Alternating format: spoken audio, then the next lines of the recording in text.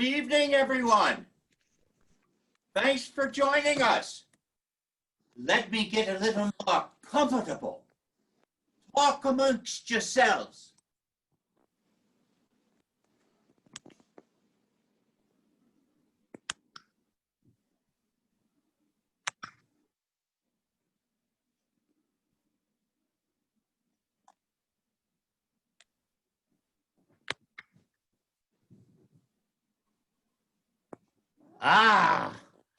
Thank you so much for joining us. Can everyone hear me all right? You're all muted, so you can't say yes. Oh, my goodness. Oh, look at those thumbs up. Wonderful. Well, I just arrived and there's no snow out, but I want to tell you what I want to do tonight. I want to first tell you a story, then tell you a secret, and then tell you a wish. First, the story.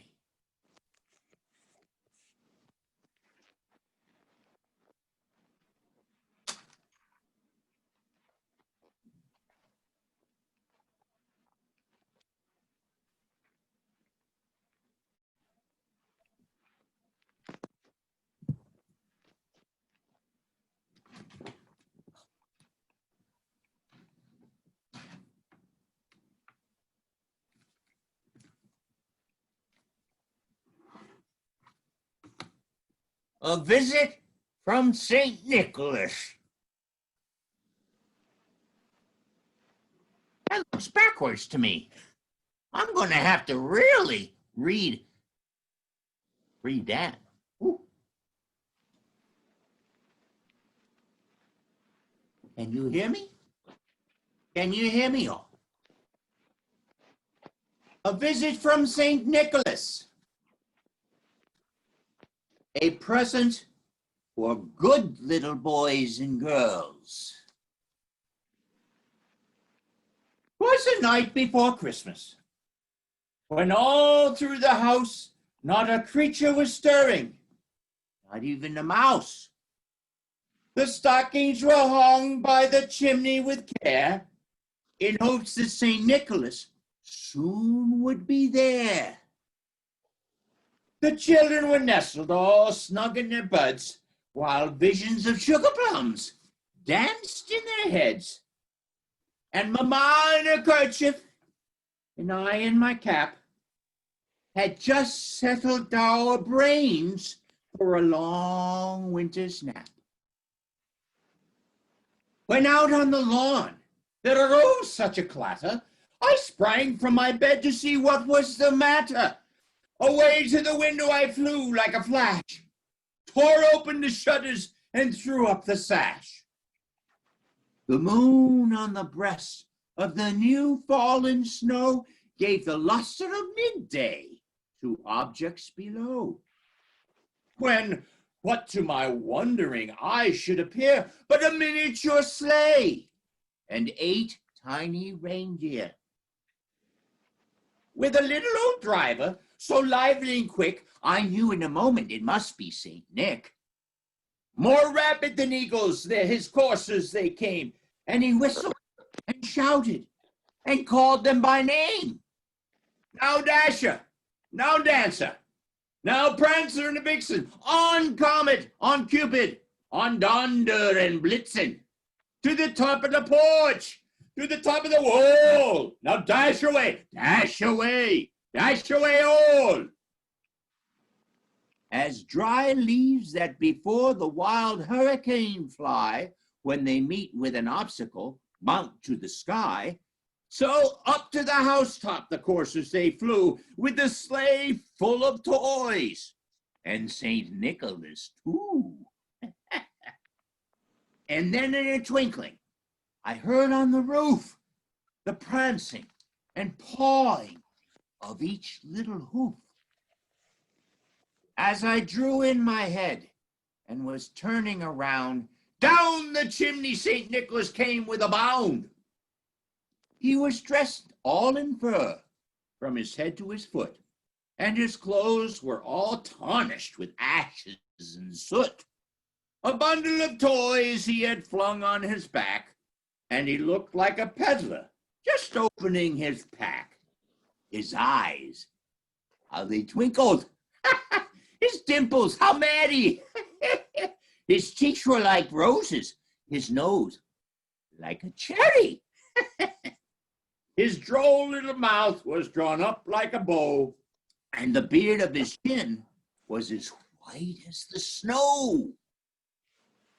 The stump of his pipe, I had one earlier, he held tight in his teeth.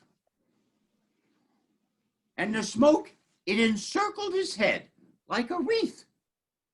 He had a broad face and a little round belly that shook when he laughed like a bowl full of jelly. He was chubby and plump, right jolly old elf. And I laughed when I saw him, in spite of myself. A wink of his eye and a twist of his head soon gave me to know I had nothing to dread. He spoke not a word, but went straight to his work and filled all the stockings, then turned with a jerk, and laying his finger aside of his nose, and giving a nod, up the chimney he rose. He sprang to his sleigh, to his team, gave a whistle, and away they all flew like the down of a thistle.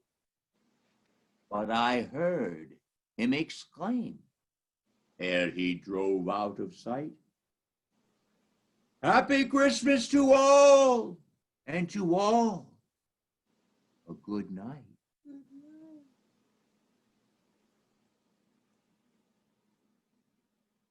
Now, you probably know the background of this story. It was written anonymously. A Visit from St. Nicholas, more commonly known as The Night Before Christmas and 'Twas the Night Before Christmas from its first line.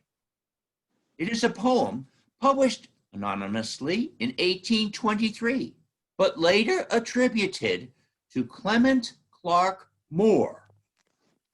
He lived from 1779, think of it, just during the end of the Revolution, and he died in 1863 in the middle of the Civil War.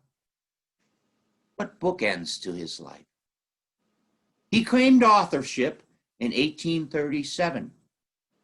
The poem was first published anonymously in the Troy, New York Sentinel on 23rd of December, 1823, first written simply to entertain his children. He was the father of 6 at that time.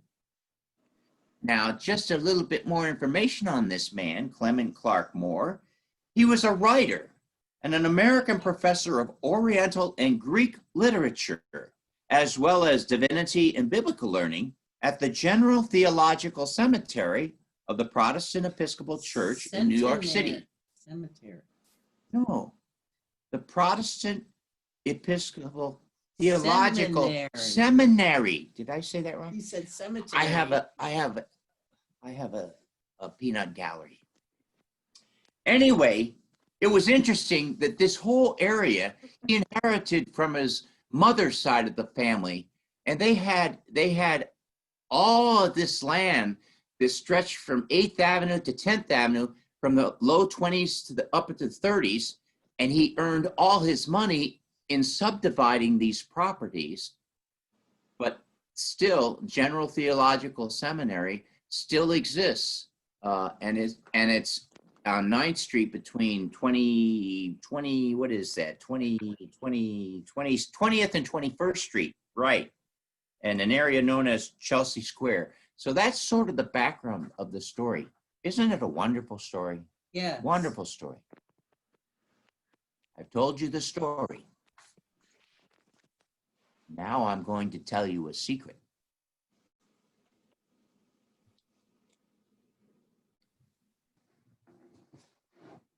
Here's the secret.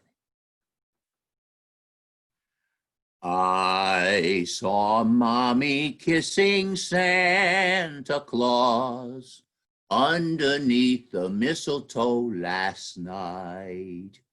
She didn't see me creep down the stairs to have a peek. She thought that I was tucked up in my bedroom fast asleep.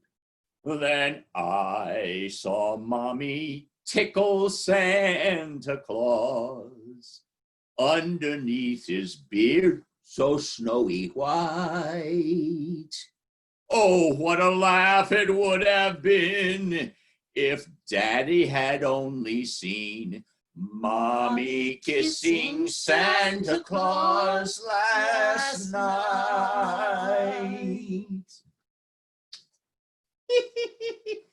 That's the secret. Well, what's the wish? Oh, the wish?